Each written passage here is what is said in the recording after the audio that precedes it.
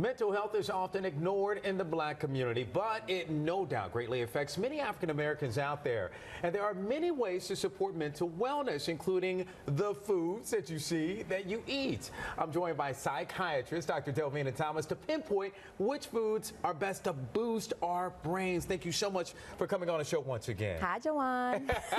I see all the food here. Yes, well, yes. Let's talk, before we get to the foods here, let's talk about that. So that's saying you are what you eat. That's relatively true. That is absolutely true. Everything that you consume, it's a part of your body, including the brain. So the things that we drink, that we eat, it can affect your brain in good and bad ways. And it's interesting because we've been learning more and more as far as education when it comes to our body and health and the foods that we eat, such as processed foods and how that could be bad, but the natural foods and the organic foods, how good that can be for our bodies as well as our brains. Yeah, yeah. And you know, the thing is this, we have stress on a daily basis, most of us. And what people don't realize is that stress can lead to inflammation. Inflammation occurs in the body, including in the brain. And when you have inflammation on a chronic basis, meaning every day or most days consistently over a long term, it can lead to diseases like multiple sclerosis, anxiety, hypertension. So we can do things naturally. What we eat, what we consume in our diet can actually decrease the incidence or the risk of developing this inflammation and developing those diseases. And Dr. Delvena can also help us as far as overcoming colds and everything based upon what we eat as well. Yes, yes, the vitamin C and some of the antioxidants that we can consume.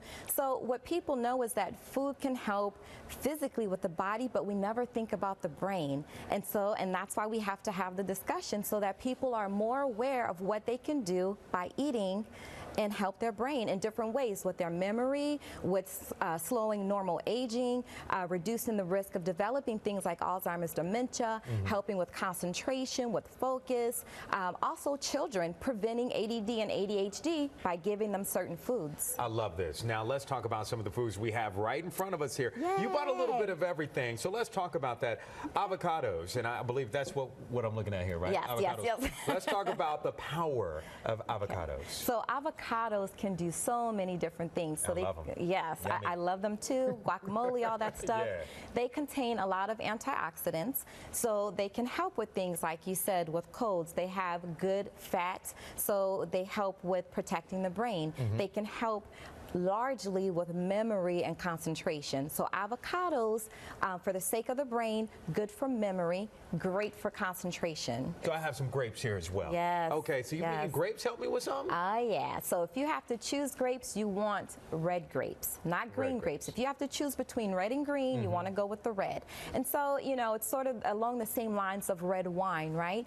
So we hear about red wine being good for you in moderation in small amounts. Red grapes, the same thing. So what grapes do for us, red grapes that is, it helps to thin the blood. So when the blood is thinner, it can flow, and you get that consistent blood flow to the brain, and it reduces the risk of a stroke. So that's how red grapes are helpful. I love it. And you talked about the wine, because of course we're always hearing about wine.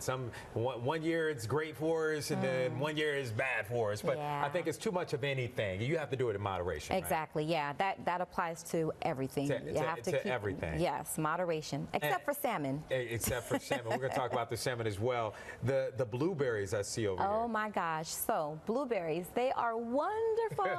And the reason why is they're like candy. Yeah. It's fruit, but they taste sweet, they taste great. And blueberries are one of the highest packed foods with antioxidants. And so antioxidants, right, what does that really mean? So our bodies undergo normal metabolism and processes every day on a just day-in basis, and we create these bad substances in the body that are called radicals. Radicals float around and they do bad things, and they cause damage to our cells. So that's why we have to consume antioxidants.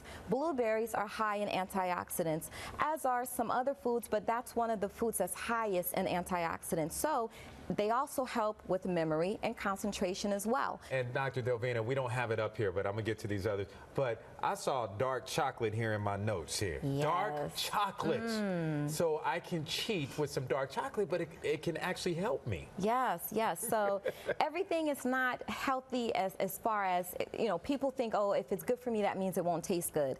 If you want to have some chocolate, avoid white chocolate, avoid the milk chocolate, and have dark chocolate, but just ensure that it's at least 70% cocoa. Okay. You need at least 70%.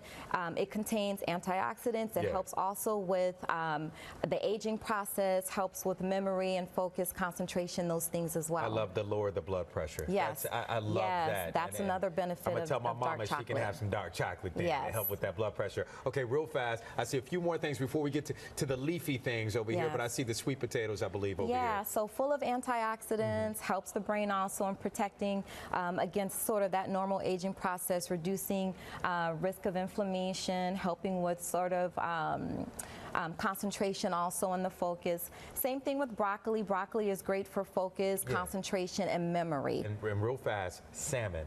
Oh gosh, salmon is the best food you can eat for your brain, including your children. I got to repeat that. Give your children salmon.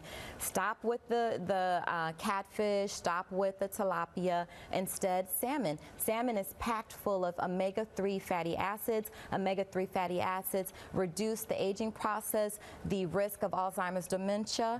Salmon also helps with memory, concentration, distractibility. In fact, studies show that if you feed your children salmon, that you can reduce the risk of developing ADD or ADHD, or even treat any symptoms of ADD, ADHD they may have, like restlessness, distractibility, and attentiveness. I gotta make sure my daughter has a little bit more of that. She needs some more salmon in her life at the age of 3.5.